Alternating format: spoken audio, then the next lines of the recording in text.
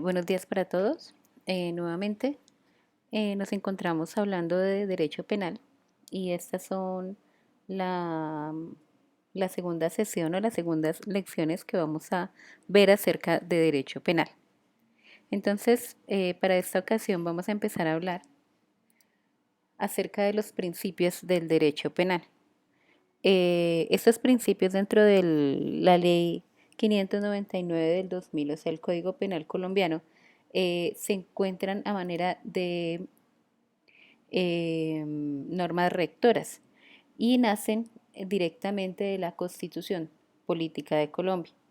Se enumeran en la norma penal positiva, en el Código Penal específicamente, y se resumen en forma de normas rectoras. Están definidas dentro de esas mismas normas rectoras como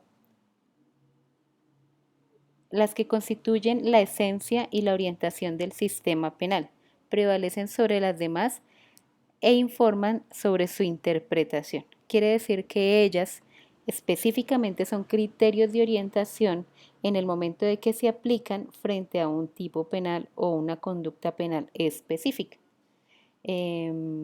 Y pues las vamos a ver eh, punto a punto dentro de esta sesión. Ustedes pueden encontrar en algunos libros que se denominan principios de derecho penal y van a encontrar algunos y otros no.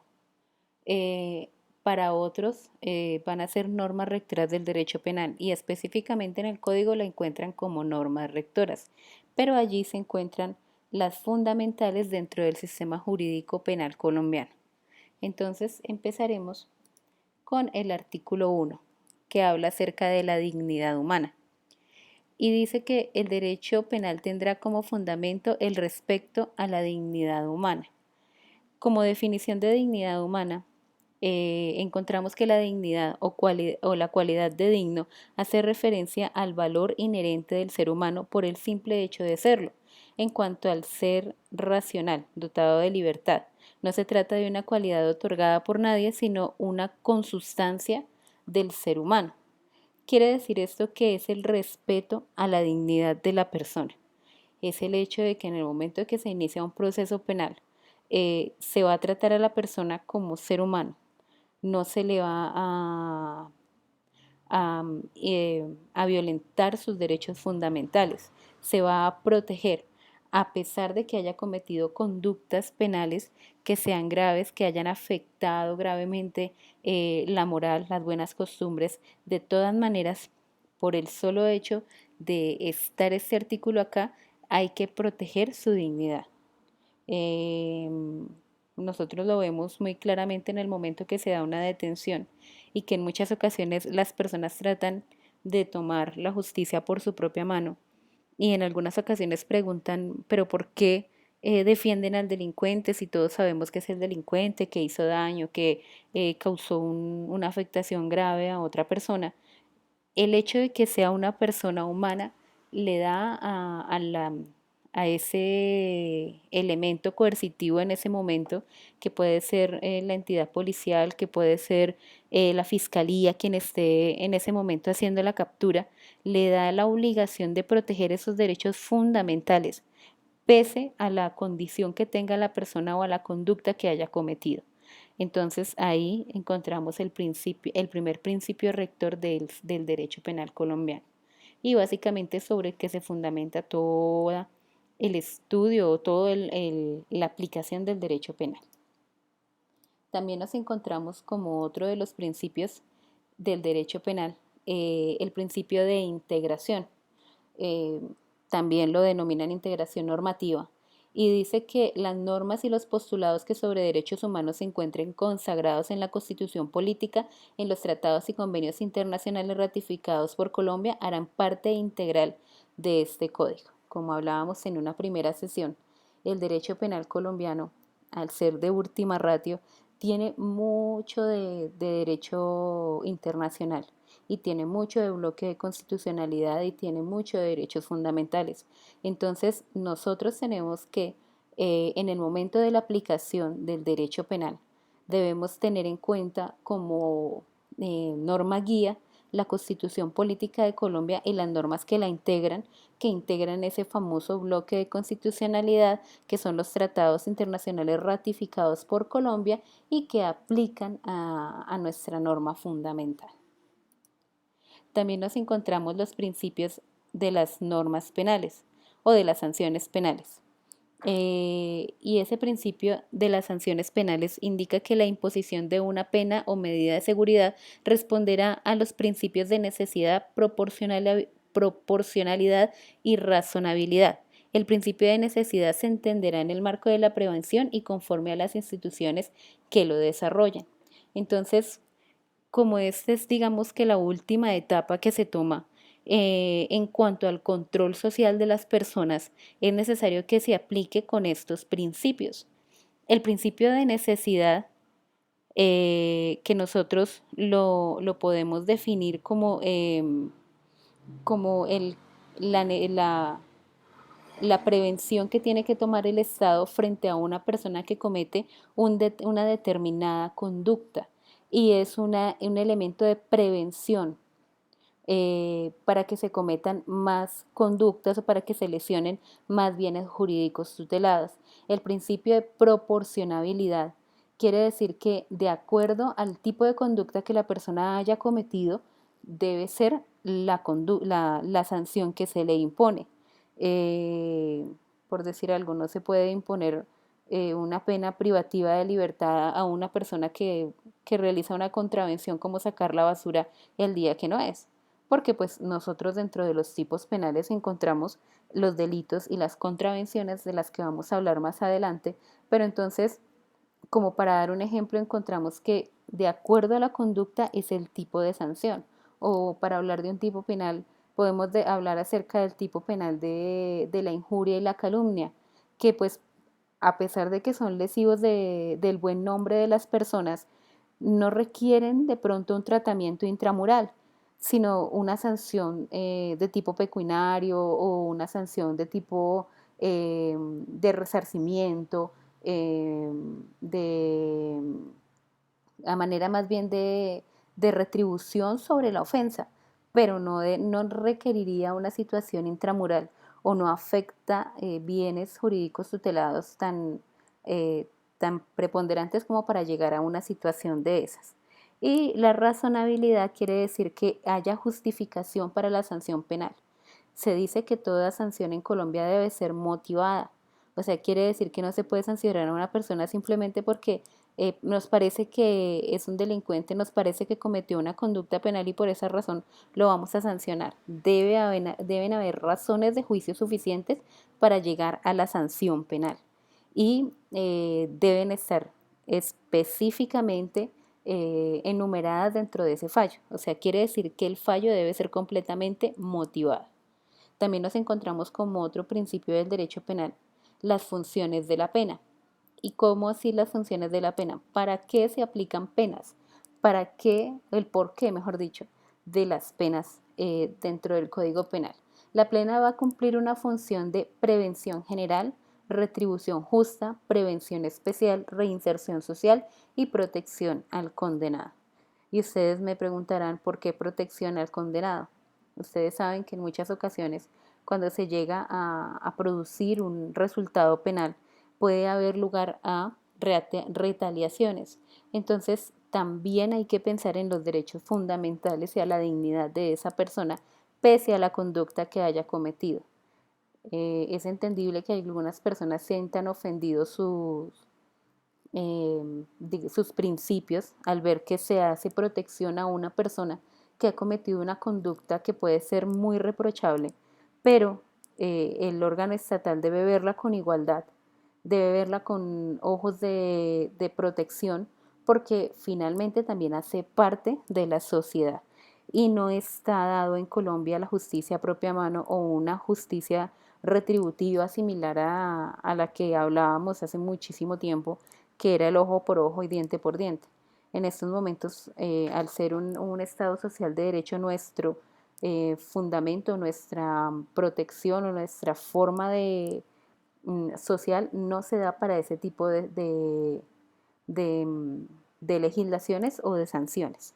También tiene ese principio de prevención general, buscando la prevención del bien jurídico que se vulneró, las personas que de pronto son víctimas para que no sigan siendo victimizadas, la retribución justa, muy similar a la proporcionalidad, que de acuerdo a la conducta que se haya cometido, asimismo se sanciona a la persona, la prevención especial para proteger específicamente al grupo social o de pronto a los bienes que esta persona con su conducta estaba afectando, y de reinserción social.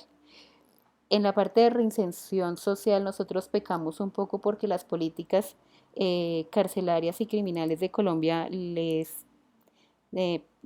tienen bastantes falencias, pero la idea sería que la persona que entra a la cárcel saliera siendo un objeto útil nuevamente para la sociedad, haya reflexionado de sus comportamientos y se haya convertido en una nueva persona para que pueda integrar nuevamente la sociedad, pero pues esa sería como el ideal, pero en muchas ocasiones esto no sucede.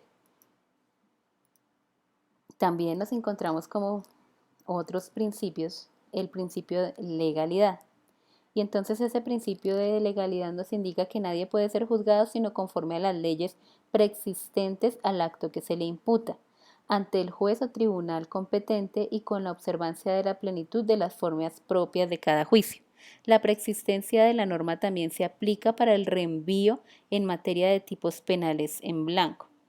Entonces, básicamente lo que podemos decir aquí es que a nadie se le puede juzgar por una norma que salga posterior a sus hechos. Eh, digamos que mañana se convierte en delito eh,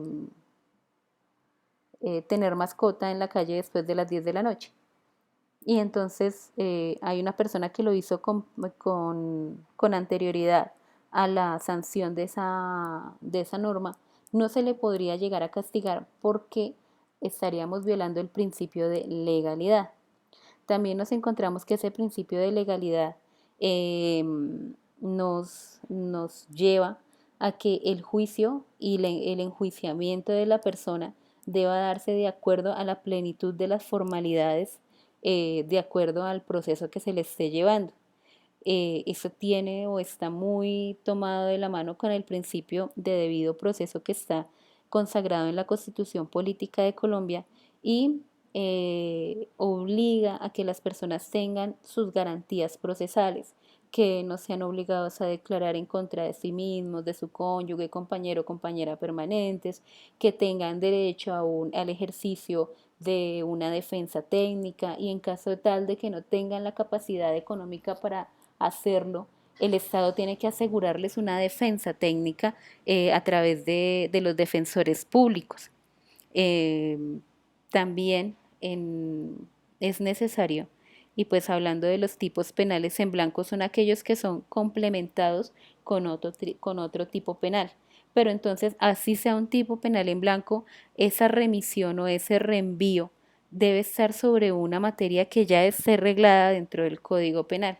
Quiere decir que si yo voy a completar una conducta con otro tipo penal para que sea un delito, ese tanto ese tipo penal en blanco como el otro tipo penal deben estar consagrados en la norma antes del cometimiento de la conducta. Aquí nosotros nos encontramos con algo que es el principio de favorabilidad, que no lo encontramos taxativamente, pero que sí lo encontramos aquí dentro de ese mismo numeral o dentro de ese mismo artículo, y se indica que la ley permisiva o favorable, aun cuando sea posterior, se aplicará sin excepción de preferencia a la restrictiva o desfavorable. Ello también rige para los condenados. Las analogías solo se aplicarán en materias permisivas. Entonces quiere decir que si al momento del juzgamiento nace una norma que es más favorable para el condenado, esa debe aplicarse, no la que es más restrictiva o más grave. Igualmente, si en el caso dado de que la persona ha sido sancionada, ya es condenada, y nace una norma que le es más favorable en cuanto a la condena, su proceso debe ser reconfigurado, o sea, digamos que tasado nuevamente para aplicar ese principio de favorabilidad. También nos encontramos ese principio de igualdad, que la ley penal lo define como la aplicación a las personas sin tener en cuenta consideraciones diferentes a las establecidas para ella.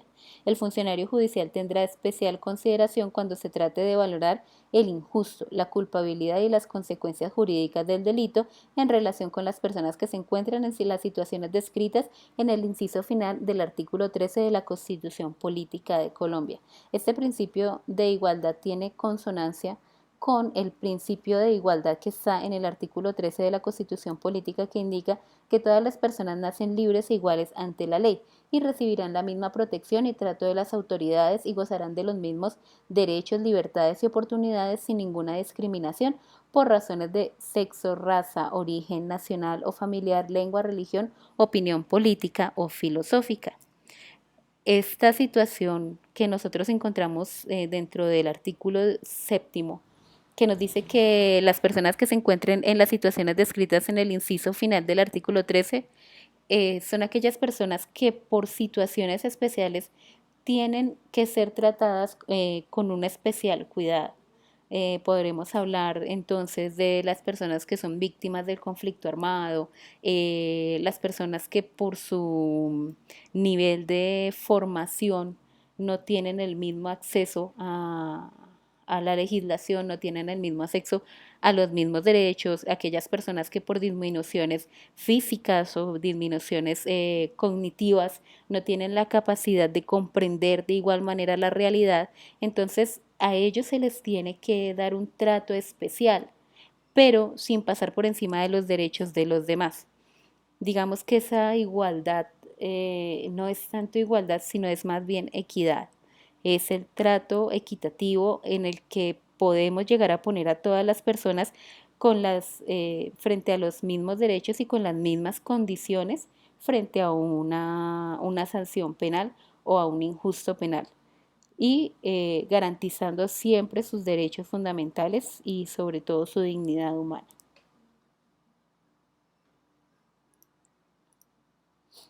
También nos encontramos con la prohibición de la doble incriminación, que indica que a nadie se le podrá imputar más de una vez la misma conducta punible, cualquiera que sea la denominación jurídica que se le dé o se le haya dado, salvo lo establecido en los instrumentos internacionales. ¿Qué pasa aquí? A nadie se le puede juzgar dos veces por la misma conducta. ¿Cómo hacemos para saber que es una misma conducta, que tenga las mismas circunstancias de tiempo, modo y lugar? Quiere decir que haya sido ejercida sobre la misma persona, que haya sido ejercida en el mismo tiempo y que haya sido ejercida en el mismo lugar. La ley colombiana establece que hay delitos que son cometidos con tracto sucesivo, quiere decir que son varias ocasiones en las que se comete el mismo delito, entonces no nos aplicaría esta doble incriminación, porque si nosotros nos damos cuenta que hay varios momentos y varios espacios donde se cometió la conducta, entonces estaríamos hablando de varias conductas penales. Esto lo tratamos es de circunstancias que tengan igualdad frente a esas circunstancias de tiempo, modo y lugar. Entonces, si una persona ya fue sancionada por un delito de hurto que sucedió el 4 de julio del año 2014 sobre un establecimiento comercial denominado eh, La Papita Feliz, esa sanción se tiene que mantener en el tiempo y no puede ser que más adelante, después de que esta persona cumpla su pena, entonces vuelva a salir otro proceso frente a los mismos hechos del 4 de julio en el establecimiento de La Papita Feliz y siendo las mismas víctimas. En, en ese caso no se podría volver a incriminar. Nos dice que salvo lo establecido en instrumentos internacionales. Y esto lo predicamos o se predica con respecto a esas conductas penales que se dan de manera extraterritorial, que se dieron en otro país y que tienen un tipo de sanción acá y otro tipo de sanción allá. Entonces, en ese caso, se sanciona en Colombia, cumple su pena en Colombia y la termina de cumplir en el país donde también se le está requiriendo por esa misma conducta o viceversa. La persona es aprendida en otro lugar con unas ciertas condiciones que vamos a ver en un momento y esa persona tendrá que cumplir su pena en otro país y volver y terminar de cumplirla dentro del territorio nacional. También nos encontramos con el principio de conducta punible. Y en una ocasión anterior hablábamos de que la conducta punible es ese comportamiento que lesiona ese bien jurídico tutelado que el Estado decidió proteger por ser relevante para la sociedad. En el Código Penal lo define como que para que haya una conducta punible se requiera que sea típica, antijurídica y culpable. La causalidad por sí sola no basta para la imputación jurídica del resultado. Para que la conducta del inimputable sea punible se requiere que sea típica, antijurídica y se constate la inexistencia de causales de exclusión de responsabilidad. Entonces, para poder nosotros hablar de esta situación necesitamos volver a retomar lo que es la tipicidad, la antijuricidad y la culpabilidad. Entonces, la tipicidad indica que la ley penal definirá de manera inequívoca, expresa y clara las características básicas estructurales del tipo penal. Quiere decir que un comportamiento que se denomine delito o que se denomine conducta punible va a tener una estructura fundamental, inequívoca. Quiere decir que tiene que estar descrita en la ley penal de una manera taxativa.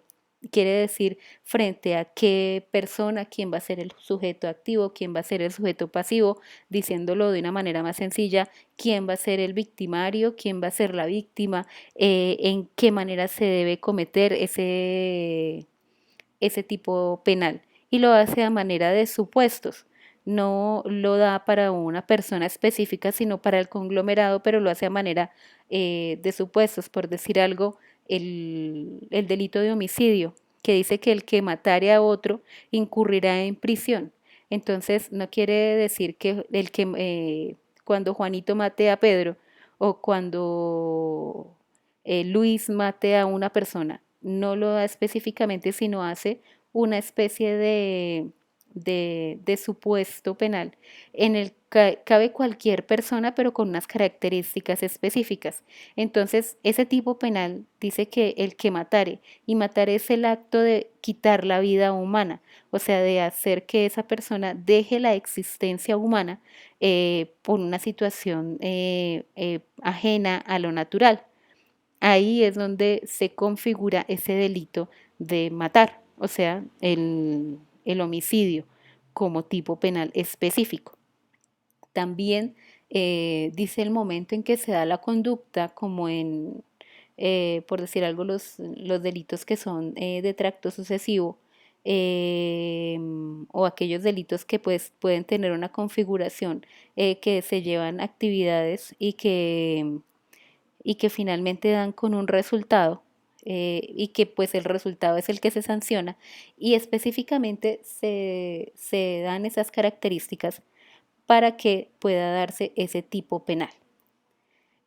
También dice que las conductas punibles para que puedan ser punibles deben ser antijurídicas y para que una conducta típica sea punible requiere que se lesione o se ponga efectivamente en peligro sin justa causa el bien jurídicamente tutelado por la ley penal. Entonces, en ese caso, siempre que hay un tipo penal, hay un bien jurídico tutelado adscrito a ese tipo penal. Como lo vimos la clase pasada y como ya lo extractamos para nuestro estudio, el Código Penal se organiza de acuerdo a los bienes jurídicos que pretende tutelar. Entonces, cuando se coloca efectivamente en peligro ese bien jurídico tutelado con una acción, en ese momento la conducta se convierte en antijurídica, no antes. Es cuando se coloca efectivamente en peligro ese bien. No basta con la intención, no basta con el deseo de hacerlo, a no ser que hablemos de un delito de tentativa, pero ahí tienen que haber actos que determinen que hubo la intención. La sola intención humana, el solo pensamiento no es suficiente para llegar a lesionar ese bien jurídicamente tutelado. Necesitamos una acción que claramente nos dé el entendido de que se está afectando ese bien jurídico. Y también nos encontramos con la culpabilidad. Y la culpabilidad indica que solo se podrán imponer penas por conductas realizadas con culpabilidad. Queda erradicada toda forma de responsabilidad objetiva. Entonces la culpabilidad es esa intencionalidad o esa responsabilidad que se tiene frente a las conductas realizadas. No podemos decir que siempre haya intención, porque en Colombia se reconocen tres tipos de culpabilidad o tres elementos de la culpabilidad que son la culpa, el dolo y la preterintención. Cuando yo hablo de culpa, cuando yo hablo de dolo, estoy diciendo que tenía la intención de causar el resultado. Quería matar a Pedro porque es mi enemigo. En ese momento hay dolo en mi comportamiento. ¿Por qué? Porque tengo la intención de causar un daño.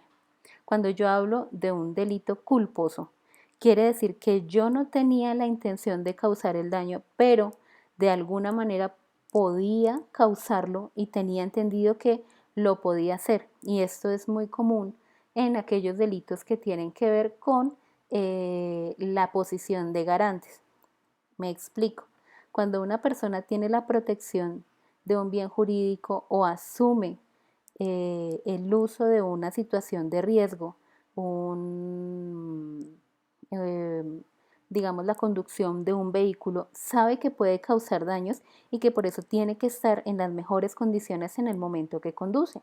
Entonces, cuando una persona se pone bajo los efectos del alcohol y causa un accidente, hay un delito con culpabilidad. No tenía la intención, pero yo sabía que en el caso de realizar esa conducta era una posibilidad afectar a las personas que me rodeaban y por esa razón soy responsable ante la ley penal.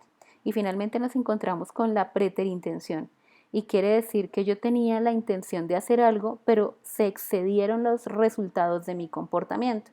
Entonces yo pretendía hacer una broma a mi amigo y resulta que le di un susto, pero ese susto fue mortal eh, y desafortunadamente falleció. Entonces, aunque mi comportamiento no tenía la intención de causar ese daño, lo causé. Y en ese momento estoy frente a una conducta de tipo preterintencional y tengo una responsabilidad. Ahora bien, también hablamos de las conductas de los inimputables y entonces aquí tenemos que explicar algo. Para que una persona sea imputable, debe tener la capacidad de comprender sus actos y de ser responsables de ellos. Nosotros en Colombia hablamos de inimputabilidad frente a los menores de edad hasta los 14 años porque también existe un sistema penal para mayores de 14 años. Eh, También nos encontramos como inimputables aquellas personas que se encuentran disminuidas mentalmente, que no son capaces de comprender sus actos, por decir, personas con algún tipo de enfermedad cognitiva, algunas personas que no tienen razón, entonces esas personas son inimputables y a esas personas cuando cometen tipos penales no se les sanciona igual que a una persona que tiene todas sus condiciones, sino a él lo que se le va a imponer es una medida de seguridad y no tanto para afectarlo o sancionarlo, sino para lograr ese fin de protección de la sociedad frente a una persona que puede cometer conductas punibles.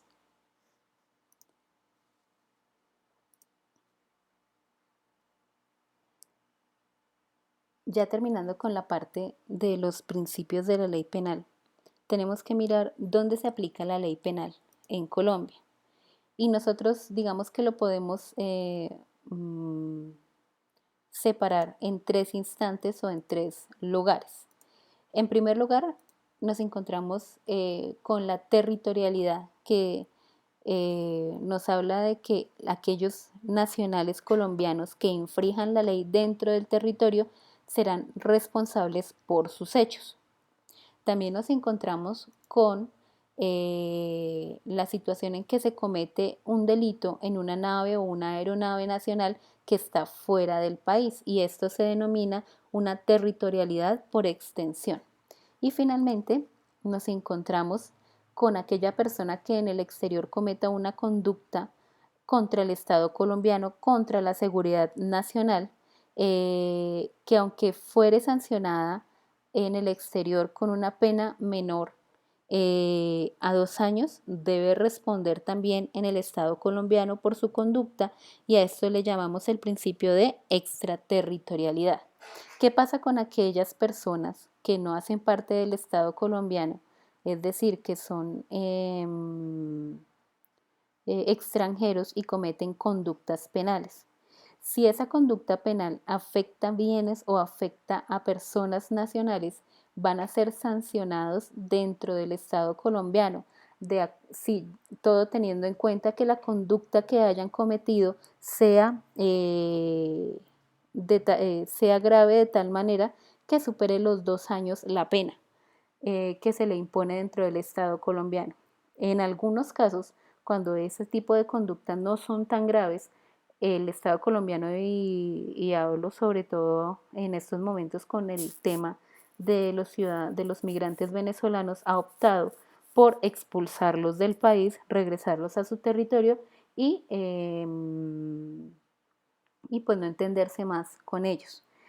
Se presentaba una situación especial con ellos, ya que ellos entraban al país de manera ilegal. Entonces, cuando eran capturados, ellos alegaban que no tenían cédula de ciudadanía, que no tenían documentos y que por esa razón no podían ser judicializados, y digamos que de alguna manera pasaban por la faja la ley. Pero en estos momentos el Estado colombiano decidió sancionarlos efectivamente, y entonces en el momento que ellos infringen la ley, Migración Colombia asume en primer lugar eh, esa imposición de un documento de identificación. Esa persona es sancionada en Colombia, cumple su pena, y finalizando el tiempo que tiene que tiene que responder por su delito, es expulsada del país. También nos encontramos con un tema relativamente nuevo, que es la extradición. Extradición en Colombia no había antes de 1997 y nació con el Acto Legislativo 001 de 1997. Los nacionales colombianos no podían ser extraditados para que para que cumplieran sanciones fuera del territorio nacional. Y eso fue una situación de mucha polémica y que afectó mucho la tranquilidad del país cuando nació o cuando iba a nacer la Constitución de 1991. Pero entonces con ese acto legislativo de 1997 se dio la oportunidad para que esas personas que cometían delitos fuera del país o que afectaran a otro estado pudieran ser extraditados. Y esto se hace de acuerdo a la legislación penal colombiana y los tratados internacionales, tratados públicos que se hayan ofrecido a cada estado. Entonces, ¿en qué casos va a haber extradición? Cuando el país donde se cometió la conducta tenga un tratado con el Estado colombiano para hacer ese tipo de intercambios de personas que cometan conductas penales. Entonces, no es todo lo que tenemos que ver, pero por esta sesión vamos a dejarlo aquí. Espero que haya sido claro, y pues nos vemos en una próxima oportunidad.